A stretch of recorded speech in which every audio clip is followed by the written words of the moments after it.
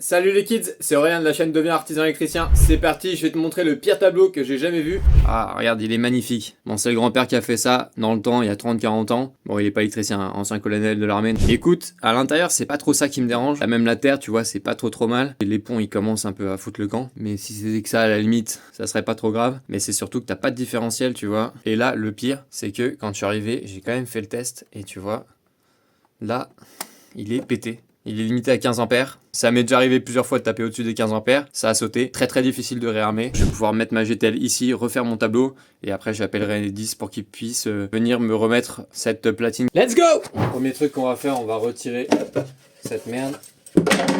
On va voir un peu comment ça se présente. Moi, je vais mettre ma GTL comme ça jusqu'en bas. Enfin, jusqu'au placard ici. Je crois que la dimension, on va vérifier. La profondeur de la GTL, c'est 6,5. Là, on part sur du 8. Donc elle va arriver un peu en amont. Donc on sort la multifonction, ok. On met la batterie. Tu prends le système Starlock, regarde. Hop, t'as vu, en 2 secondes c'est fait. Tu mets le casque de protection parce que ça va faire du bruit. On va régler la vitesse là-dessus. On va prendre vitesse 5. Je vérifie où va la gaine, tu vois, pour pas l'éclater quand je vais passer le multitool parce que sinon c'est moi qui vais prendre la patate, ok.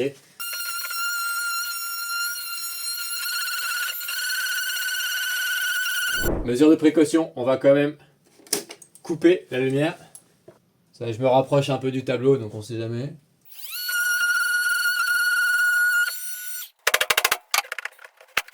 Ok.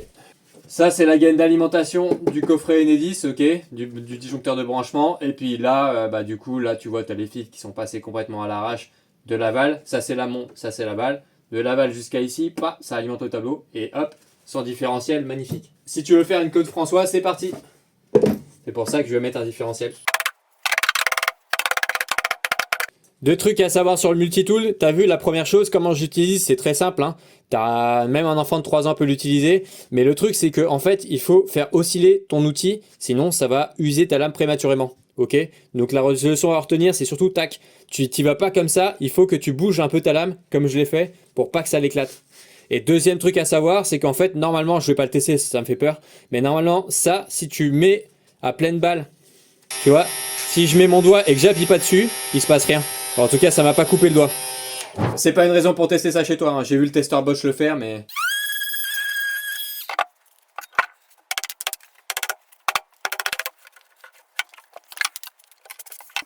Bon, il y avait un petit repérage qui a été fait à l'époque par le grand-père, tu vois. Bon, c'était plutôt propre, on va dire, quand même. Ce qu'on va faire, c'est que on va repérer vite fait les gaines.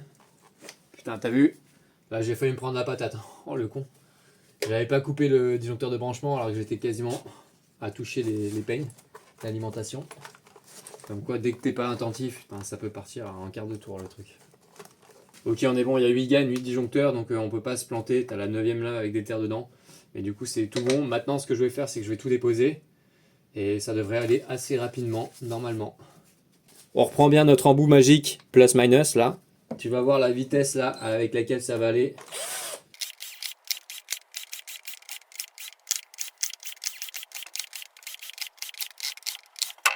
Toujours avoir 2 visseuses, c'est très important comme ça. Tu as un deuxième embout, tu vois. Là, j'ai mon embout Cruci classique. Ça va m'éviter de me faire chier. La pince magique.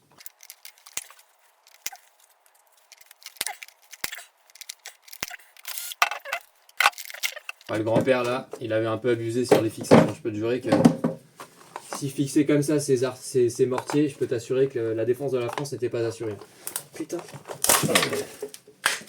Rien à branler. Oh putain, il y a tout qui fout le camp. Voilà, maintenant on devrait être bon. On dégage ça. Petit mode piquage. Ok. On va essayer de pas éclater la gaine.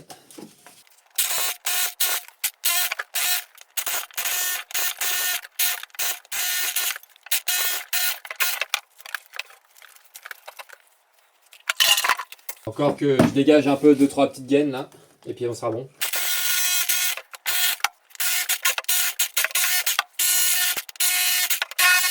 C'est maintenant qu'on va se marrer là pour mettre notre GTL, tu vois. Le mur il est pas droit pour un sou, il a été éclataxe. On va voir hein, comment je m'en sors de tout ça. Maintenant, ce qu'on va faire, c'est qu'on va mesurer la hauteur. Putain, avec notre bol, ça va être pas droit encore. 42,5, 43, ce n'est pas droit du tout. Ce qu'on va faire, c'est qu'on va découper un peu plus que 43, d'accord? J'ai découpé 45 et après, on va présenter la goulotte et on va se débrouiller avec ça. On va prendre notre mesure de 45. Là, je sens la quenouille, donc on va partir sur de la sécurisation. On va disquer tout ça avec la disqueuse. On va tester. Tu vois, j'en ai marre de ces espèces de disques métal là qui finissent en disquette là. On va tester le nouveau disque diamant métal. Alors je peux t'assurer tonton que c'est pas le même prix, hein. Mais là on passe sur de l'expert comme ils disent. Le système X-Log. Hop, t'as juste à cliquer comme ça, t'as vu la rapidité du machin. C'est parti, on met le casque, on va disquer.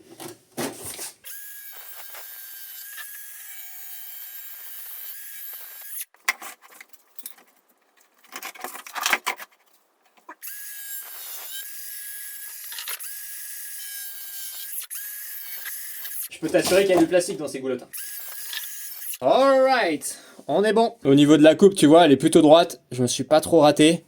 T'as vu, ça m'a fait une coupe franche et tout. Franchement, nickel, la disqueuse. Donc, maintenant, on présente. On va voir un petit peu comment ça se présente tout ça. Putain, regarde-moi ce chantier, c'est un boxon. Il y en a de partout. J'ai encore vraiment du mal à être très organisé sur le chantier. Autant dans la vie globale, ça va. Mais là, sur le chantier, c'est vrai que c'est une catastrophe. Si t'as des astuces, surtout, partage-les-moi. Et partage-les nous, surtout. Parce que je suis preneur.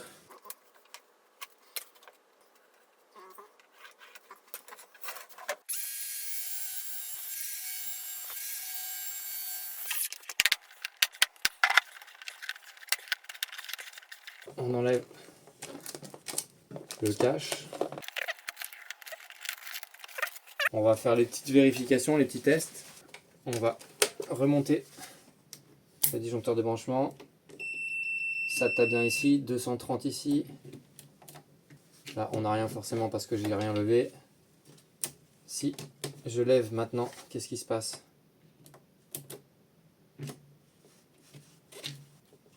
Tu vois, le disjoncteur il est mort. Le disjoncteur de branchement est mort, c'est exactement pour ça qu'il ne faut jamais les récupérer.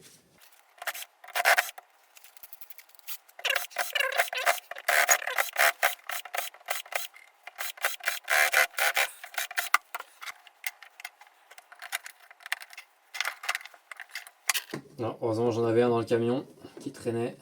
On va le poser ici, ça va rien me coûter. C'est l'essentiel.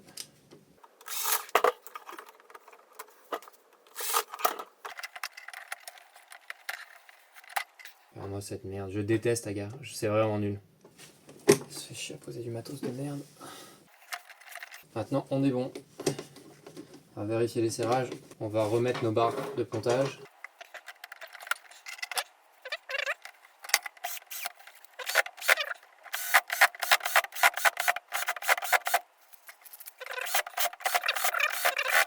Pas mal. Maintenant, si on monte du coup sur le Uno, qu'est-ce qui se passe?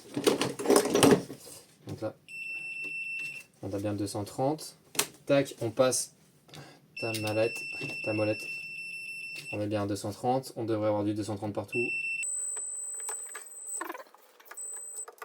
Ok, on a bien du 230. Et là, attention, on va rallumer les disjoncteurs un par un. Et impeccable, ça va pas sauter. On a bien taffé. Bon, bien je sais pas, mais en tout cas, ça c'est fait. On met ça, il n'y aura plus qu'à identifier avec du coup mon logiciel en ligne, je te le montrerai. Je prends celui de chez Schneider, même s'il n'est pas très bon honnêtement. Je l'ai dit aux commerciaux, ils m'écoutent pas, ils m'écoutent jamais. Mais on va voir s'il plante pas surtout, parce qu'en fait le problème c'est qu'il est bien, mais il plante une fois sur deux. Donc.